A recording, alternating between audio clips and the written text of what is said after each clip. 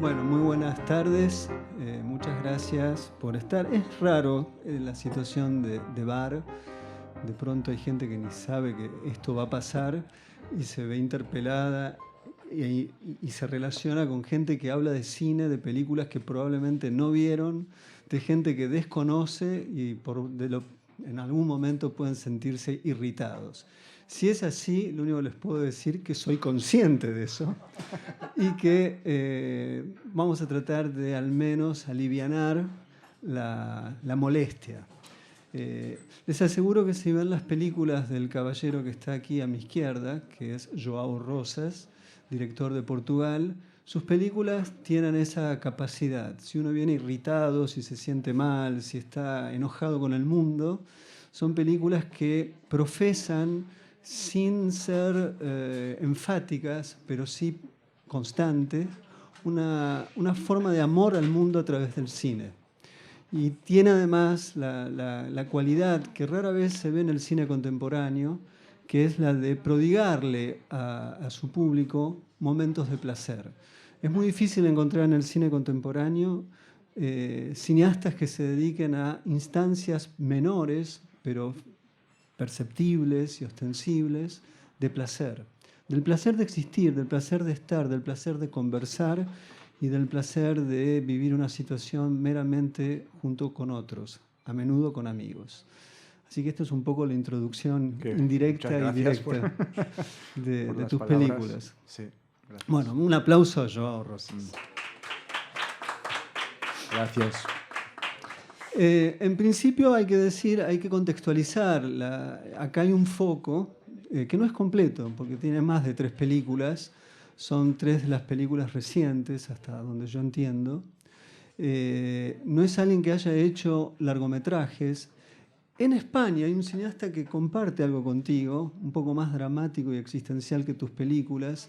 Si no han visto la obra de Pablo García Canga, lo sugiero enfáticamente.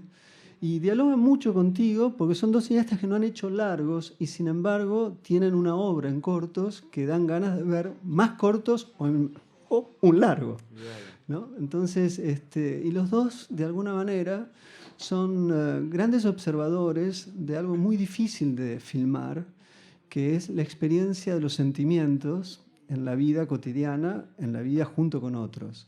Uno cree que los sentimientos son reconocibles. Sí, son reconocibles, pero son difíciles de identificar con claridad y precisión y mucho más difíciles filmarlo si uno en vez de nombrarlos en un relato, en un diálogo, lo filma el sentimiento, no lo habla, lo filma. Se habla de otra cosa, pero se filma un sentimiento. Y yo creo que eso es lo que hacen tus 3 películas, que en principio son películas que tienden a tener un personaje que está en una situación de transición.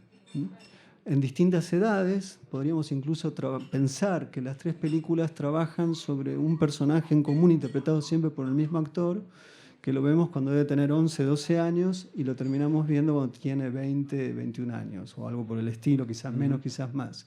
No llega a ser un Antoine Doinel, porque no lo es, no creo que sea esa tu pretensión de construir un mito con ese muchacho, pero claramente lo vemos a él. Incluso fuera de la ficción, las 3 películas pueden ser vistas como un documental clandestino de un joven que va, entre comillas, creciendo en cámara, ¿no? Que eso también es muy hermoso de pensar a partir de tu película.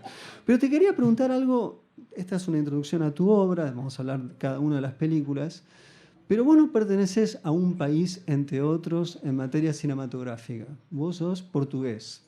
Para cualquier persona que está en el mundo del cine, Portugal no es un país, es una suerte de capital de la cinefilia, donde ha habido cineastas muy diversos, extraordinarios, que han dejado algo que a vos te preocupa en las películas. Indirectamente aparece el problema de cómo se deja una huella, porque todo parece ser discontinuo. Y el cine portugués deja huellas en los que miran películas. Pero me imagino yo que es muy difícil las huellas que deja en quienes entienden que quieren hacer películas y empiezan a hacer películas. Entonces, mi primera pregunta es, ¿cómo te sentís, cómo te percibís vos en la tradición cinematográfica de Portugal. Porque claramente uno puede establecer, viendo tus películas, un diálogo con algunas películas de João Nicolau, con las primeras películas de Gómez. Pero te quería preguntar esto a vos. Bueno, antes de más, gracias por lo que has dicho de las películas y os invito a todos a verlas esta noche. Espero que podáis venir. Bueno, debo decir que nunca me había planteado esa pregunta de dónde me sitúo en la tradición. Y yo creo que más que una tradición tenemos la suerte, con todas las dificultades de filmar en Portugal, que son muchas, tenemos la suerte por lo menos de tener mucha libertad. O sea que cuando presentas un proyecto tienes total libertad para filmar lo que quieras y te dan el dinero sin esperar que hagas muchos espectadores o la televisión te diga lo que tienes que hacer. Y creo que eso, y también el lado más artesanal que viene de ser una industria pobre y un país pobre en general,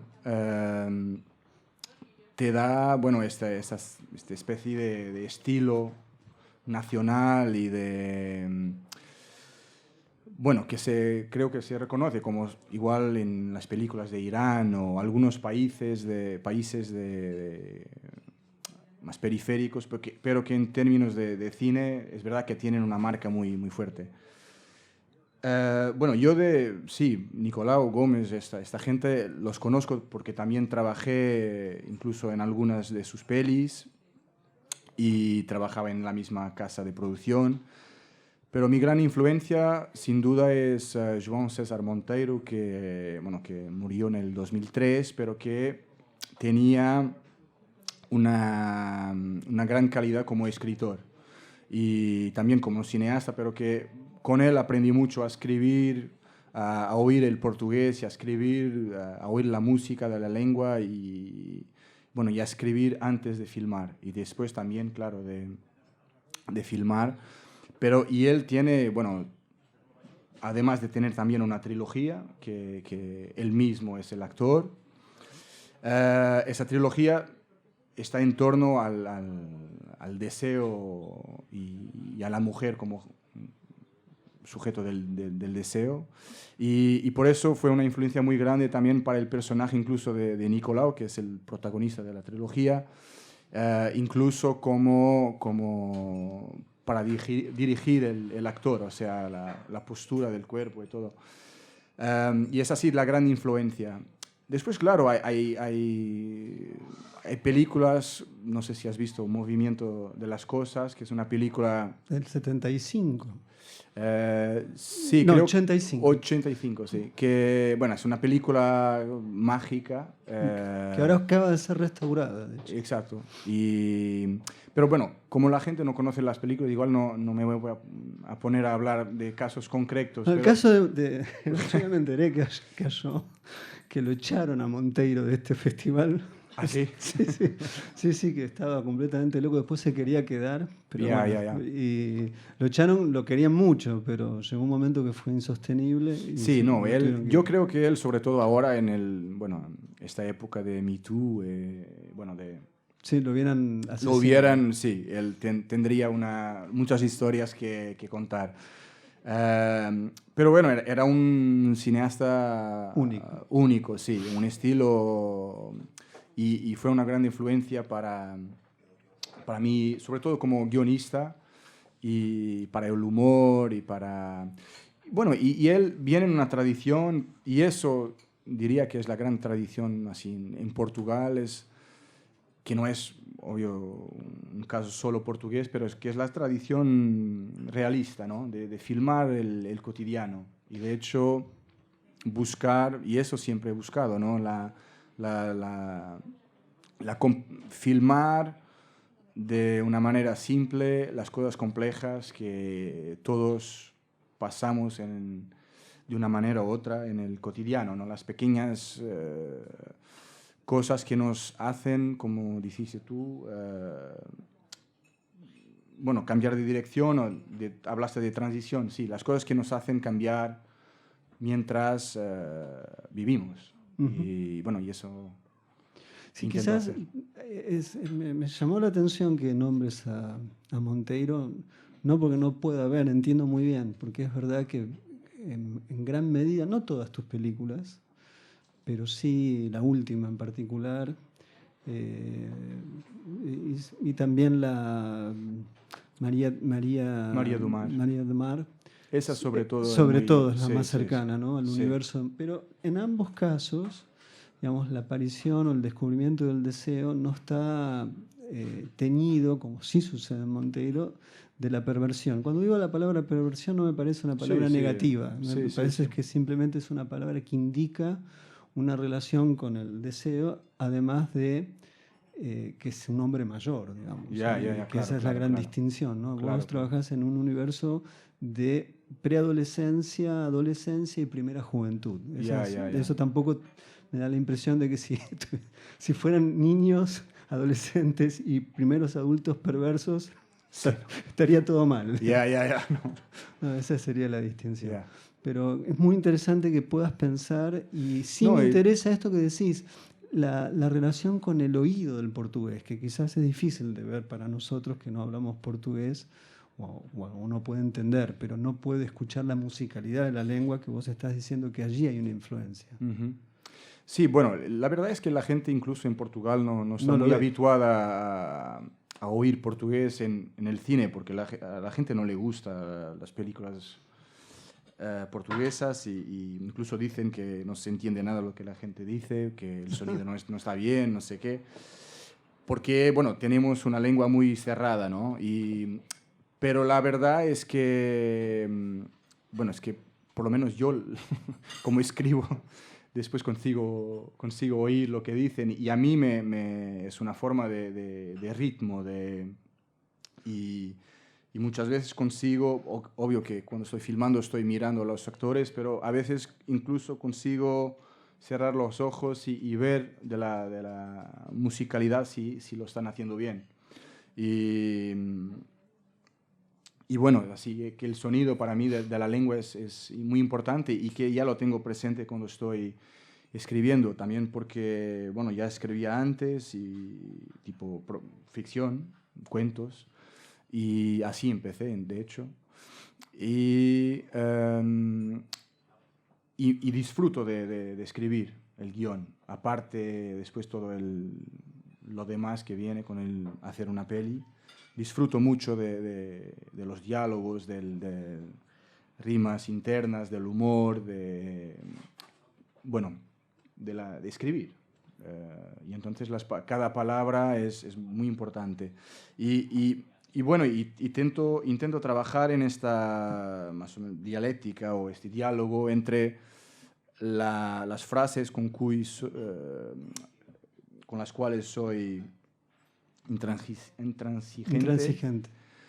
que las digan así, tienen que ser muy marcadas, y la improvisación, o sea, las cosas que en los ensayos la gente, los actores que no son actores, se sienten mejor de decir, o sea, pueden cambiar un montón de cosas y entonces el guión final, lo que dicen, nace de este diálogo entre lo que escribo yo y su manera de lo que traen no solo a la lengua y la manera de hablar, pero sino a todo el personaje, ¿no? O sea, tienen cosas suyas, aunque sean personajes de ficción.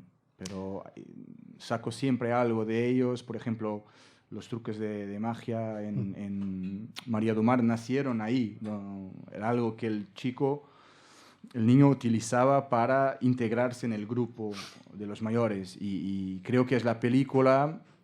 De hecho, lo había escrito bueno, el proyecto, que era uno de mis objetivos, y creo que lo logré, que él, Francisco, que es el niño, cambiara durante el rodaje. Y creo, de hecho, que él ha cambiado. Como en esos 10 días, entró niño y salió Menos niño. Menos niño.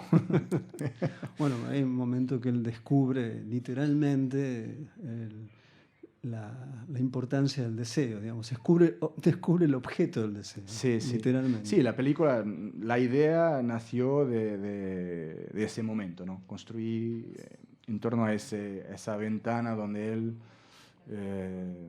hay un antes y un después, y eso está en el centro. ¿Ya? Estamos refiriendo a María Dumar, que además proviene de un texto que es India Branco, ¿no? Indio Branco, sí.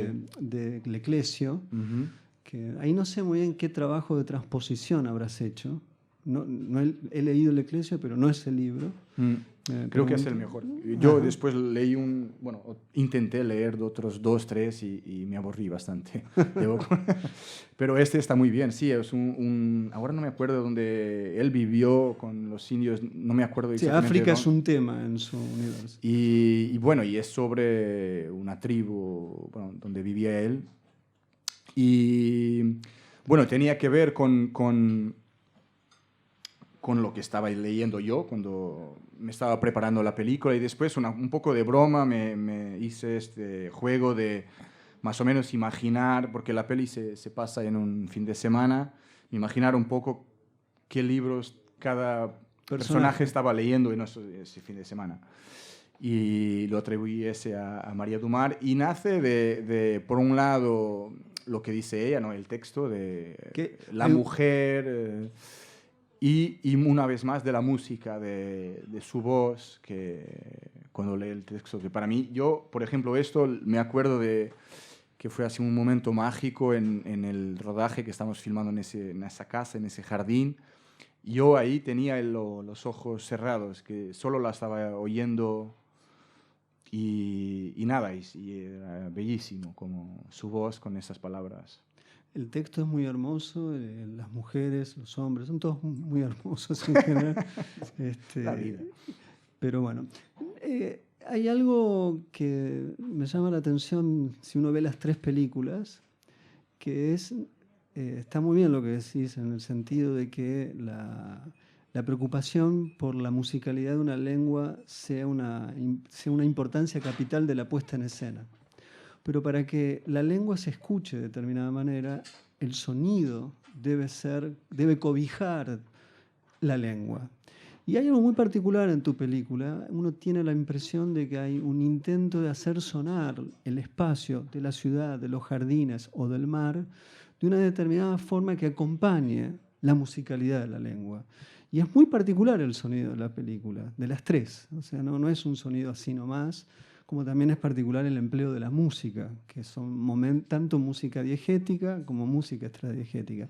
Te quería preguntar, ya que tenés una preocupación respecto de la musicalidad del habla del portugués, que dicho sea de paso, esa objeción que hace el público portugués respecto de la lengua, la hacen en Argentina respecto de las películas argentinas, de los chilenos con los chilenos. Es decir, que hay una especie de repulsión sonora del lenguaje nacional en la representación cinematográfica que habría que estudiar, que ese es un problema fuera del contexto que estamos hablando, porque es interesante reconocerlo.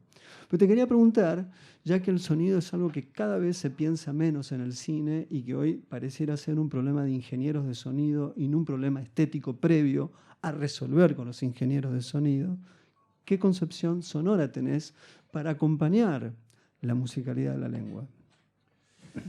Yo intento un poco ir contra esta idea que Straub llamaba la sopa sonora, ¿no? Que todo mezclado ahí, pones la música, la voz y el ambiente y haces todo una sopa y te lo tragas muy bien porque, no consigues distinguir los sabores. Y me quedó en la cabeza él dice eso en la película de Pedro Costa, también una gran influencia, aunque no se vea en mis películas, pero me gusta mucho. La película que él hace con ellos montando Sicilia. La película se llama ¿Dónde se esconde tu sonrisa? Tu sonrisa sería la traducción en español. Está acá en España se editó en DVD, de hecho. Y ese es un manual de montaje obra de maestra, cine, ¿no? Total. Pero él habla de eso y, intento ir contra esa idea de... Y después, claro, mi cine nace un poco de este deseo de, por un lado, de descubierta de lo que no conozco, de la gente, o de alguien, de un problema, algo que no consigo responder, pero también nace de mi relación con un lugar o con alguien, con la gente, y de ahí nace también esta idea de la trilogía, no nació cuando empecé, sino nació del deseo de seguir trabajando con esta gente. No lo había pensado antes. Y bueno, de los lugares hace parte el sonido, claro. Y entonces, claro, tengo esta idea de intento que el sonido de los lugares esté muy presente y que sea una herramienta creativa más, como la imagen. Y entonces, bueno, sí, en todos los proyectos ahí entre campos con el barrio, bueno, la idea esa de la niña que va a Lisboa y que recibe estos sonidos agresivos de los coches, bueno, de la ciudad. María do Mar, claro, el jardín, ¿no? Que quería que fuera un personaje más, no solo en el sonido, pero sino que el espacio en las tres películas esté siempre en interacción con los personajes. Y bueno, sí, claro, que haya también un diálogo entre el sonido del espacio y la gente que está hablando. Lo que decís del espacio es muy notable, porque se nota desde el inicio de las tres películas y por distintos motivos y distintas resoluciones formales. Por ejemplo, ciertos travelings que aparecen entre campos son notables. Lo mismo sucede en Barovento al inicio, cuando dialogan. Es decir, que hay una idea constante de la relación geométrica que existe entre espacio, movimiento y personajes. Eso es algo que me pareció que las tres películas es casi programático, pero en un buen sentido, ¿no? Entonces te quería preguntar, retomando la vieja categoría de alguien como Manny Farber, que para Manny Farber el concepto de espacio era el concepto distintivo para el cine.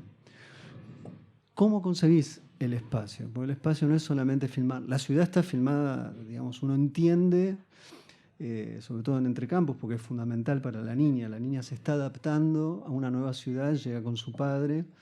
Es muy importante cómo manejás la elipsis en esa película y el fuera de campo, porque uno se va preguntando, en el minuto 17 se sabe por qué, pero hasta ahí uno no sabe dónde está la madre, ¿no? Que es magnífico eso, ¿no? El momento, cuando se decide dar a conocer un misterio narrativo en la película. No voy a decir qué, pero sí voy a decir qué es lo que sucede, ¿no? Pero es muy importante cómo vos elaborás el concepto espacial, tanto para mover la cámara como los planos generales. Me encanta cómo están filmadas las montañas en María de Dios hacia el final. Es una cosa magnífica eso. Me hizo acordar a Lubitsch. Lubitsch decía, uno recién puede a filmar cuando sabe filmar una montaña. Ah, sí, bueno. Me lo voy a decir ahora a mis nietos. Pero bueno, quería que me hables un poco del espacio. Bueno, el espacio es fundamental, ¿no? O sea, es un poco esa idea que el montaje es la construcción de un tiempo y filmar es la reconstrucción de un espacio, ¿no? Y ya Romer hablaba de eso, de lo difícil que era filmar bien un espacio, o sea, que parece que tienes que filmar, no sé, dos calles que se cruzan y parece fácil, ¿no? Pero cuando quieres después que la gente que lo ve entienda dónde están las calles es difícil, ¿no? Filmar. Y claro, yo, Entrecampos en particular, nació de ese deseo de filmar la ciudad y la infancia por un lado y la ciudad por el otro, y entonces está toda ella construida en torno de esta idea de tres barrios o tres zonas de la ciudad filmadas de maneras diferentes. O sea, primero Entrecampos con planos fijos, después cuando ella se pierde con más panorámicas y después los travelings que indican esta zona más de cuando ellos finalmente tienen la libertad de caminar y hablar y descubrir. Bueno, y ahí estaba muy influenciado, claro, por el neorrealismo, todas esas películas italianas donde la gente camina y por descampados y camina y habla, y eso me encanta. Y, mm, y que, bueno, y el espacio, o sea, hay un deseo de describir determinados espacios, pero no imponerlo al espectador. En general no me gusta imponer nada, y entonces no, mucho menos mi habilidad formal o mi capacidad para hacer travelings de 80 metros. Pero yo, por ejemplo, ahí los travelings yo sabía que quería filmar esa calle bueno, construí la escena que estaban caminando y hablando de manera que pudiera filmar los travelings. O sea que esa idea de no imponer lo que quería mostrar, sino incluirlo de una forma lo más orgánica posible en la narrativa. Y sí, es fundamental para mí. Tengo mucha dificultad en imaginar una escena sin conocer el espacio. De hecho, por eso filmo siempre o intento lo más posible filmar en sitios que conozco, que me están cercanos y que me dan ideas. O sea que, por ejemplo, Catavento tengo 2 escenas en mi casa, porque, bueno, estaba ahí por la noche y bueno, necesitaba un salón con una mesa y ¿por qué no hacerlo aquí? Entonces todos los días conseguía pensar y sabía cuál era la luz cierta, el sonido del lugar.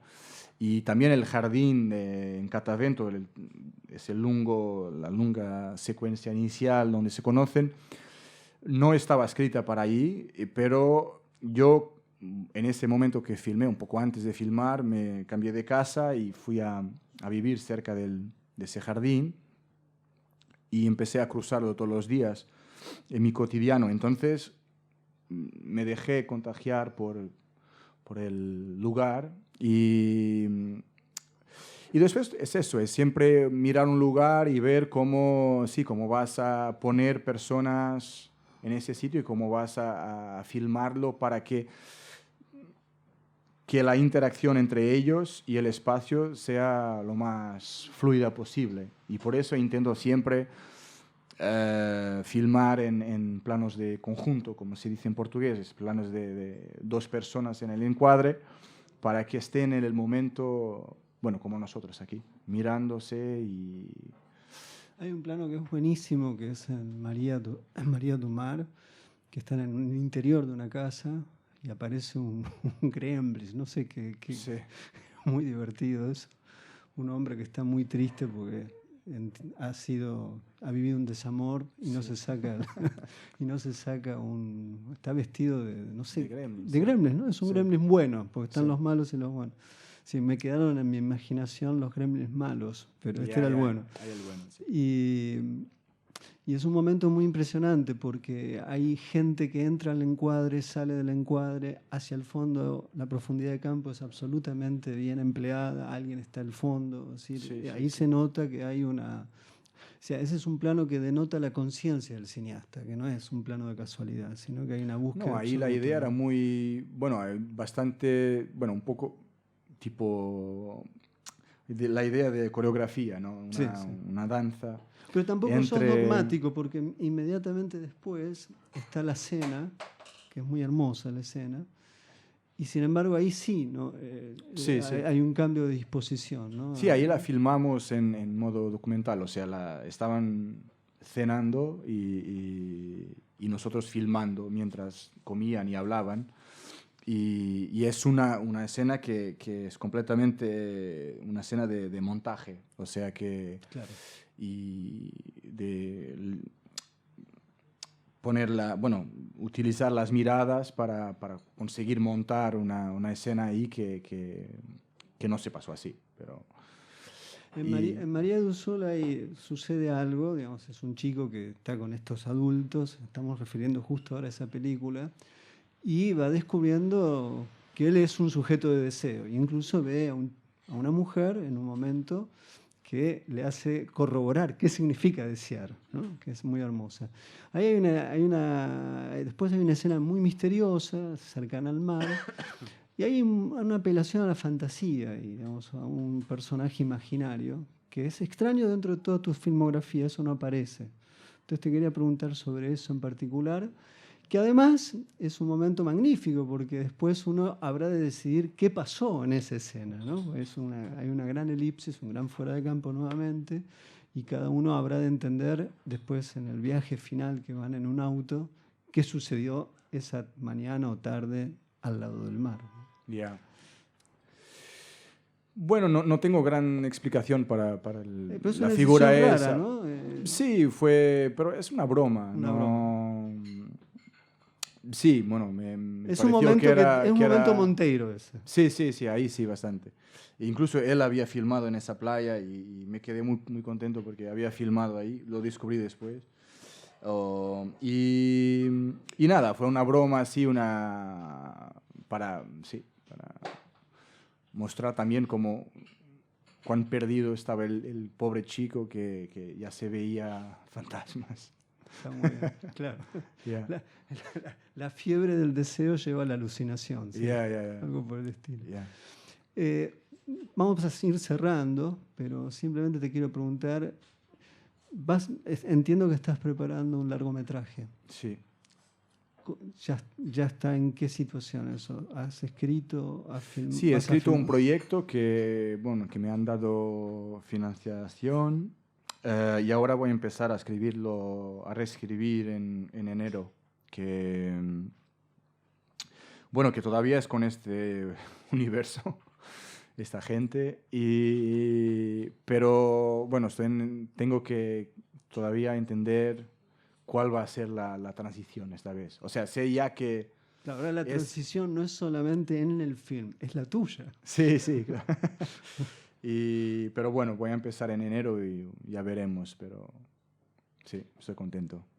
Bueno, recomiendo ver las películas porque realmente son muy buenas, son mediometrajes, no son cortos, duran 35, 44 y 35, si no mal recuerdo. Y son películas de una amabilidad que, vuelvo a insistir, no es frecuente en el cine contemporáneo. Y además, como se acaba de corroborar, no es un cineasta que hace cortos porque está empezando, es un cineasta que hace cortos porque está pensando qué significa hacer cine. Y yo espero, con gran deseo, que hagas el largo, para así lo puedo programar en todos los festivales que estoy. Gracias. Bueno, muchas gracias a todos por la atención, por ser tan amables de este momento. En Argentina se dice de prepo. Eso significa que no vienen a esto y tienen que participar. Y si alguien vino a esto, bueno, doblemente agradecido de nuestra parte. Y a nuestra operadora que está allí a la izquierda, muchas gracias nuevamente. Y a la gente del bar Toma 3, el café es delicioso, los libros que venden son buenísimos y estar aquí es lo mejor que nos puede pasar. En este momento a Joao y a mí. Hasta el próximo encuentro del podcast, que es mañana, creo yo. Ya ni me acuerdo con quién es, pero es mañana. Okay, con Jonas Trueba. ¿Cómo le dicen acá? ¿Jonás? Jonás. Ok, sí. Así que mañana nos encontramos aquí. Muchas gracias. Vale, gracias.